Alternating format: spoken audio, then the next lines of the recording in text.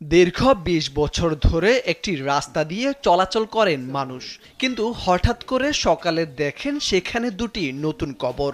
সেই কবর দুটির মধ্যখানে পুঁতে রাখা হয়েছে একটি বাঁশ। রহস্যে ঘেরা সেই কবর দেখে আঁতকে ওঠেন এলাকাবাসী। হঠাৎ করে কে মারা গেলেন, রাতের আঁধারে কাদেরকে দেওয়া হলো কবর, এমন প্রশ্নের উত্তর খুঁজতে জড়ো হয় এলাকাবাসী। সবার মনে আতঙ্কের ছাপ। এক পর্যায়ে সবাই মিলে সিদ্ধান্ত নিলেন সেই কবর খুঁড়ে দেখা হবে কাদেরকে দেওয়া হলো কবর। তারপর সবাই মিলে ধীরে ধীরে দুটি কবর খুঁড়তে লাগলেন। কবর খোঁড়ার পর বেরিয়ে এলো আসল চিত্র। ওয়ালটন ফ্রিজ কিনে অনেকের মতো আপনিও হয়ে যেতে পারেন মিলেনিয়াল। সেরা পণ্যের সেরা অফার।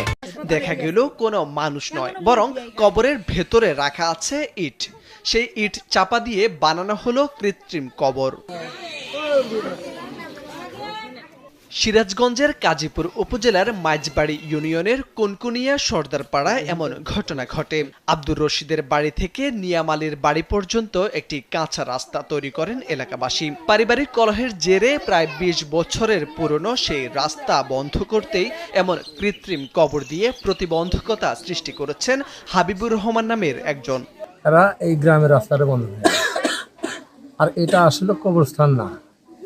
আপনারা দেখেন, এটা এই মাটিটা আগলা মাটি নিয়ে এসে কবর বানিয়েছে। এখানে রাস্তাটা বের করে দেওয়া যাওয়ার পরই কৃত্রিমভাবে কবরটা তৈরি করা হয়েছে, যাতে রাস্তাটা না দেওয়া হয়। কৃত্রিমভাবে এই কবরটা তৈরি করা হয়েছে। এগুলো তো আমরা তো এইভাবে করতেছে, এগুলো আমরা তো মনে হয় যে কবরের দিকে দেখিও নেই কোনোদিন, এবং আমরা এগুলো কবর হয় অনেক। ঘটনার সত্যতা নিশ্চিত করে মাইজবাড়ি ইউনিয়ন পরিষদের চেয়ারম্যান শওকত হোসেন জানান, এটি অনেক আগে থেকেই মানুষের চলাচলের রাস্তা।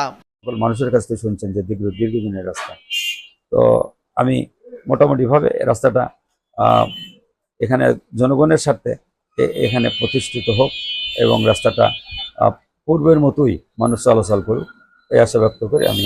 এমন ঘটনার সঠিক তদন্ত করে ব্যবস্থা নেওয়ার আশ্বাস দিয়েছেন গাজীপুর থানার ওসি তদন্ত আব্দুল মজিদ। ঝামেলা হয়েছে, মনমালিন্য এবং ঝামেলা হয়েছে, এবং কবরস্থানকে ইস্যু করে তারা রাস্তা দেওয়ার যাতে না হয় সেই চেষ্টা করতেছে। এই বিষয়ে আমরা এখনো লিখিত সেরকমভাবে অভিযোগ পাইনি, বাইদি ভাই আমরা শুনেছি। আমরা এই বিষয়ে লিখিত অভিযোগ পেলে, সুনির্দিষ্ট অভিযোগ পেলে তদন্ত সাপেক্ষে আইনগত ব্যবস্থা নেব। সঠিক তদন্তের মাধ্যমে জনগণের চলাচলের জন্য রাস্তার ব্যবস্থা করার দাবি এলাকাবাসীর।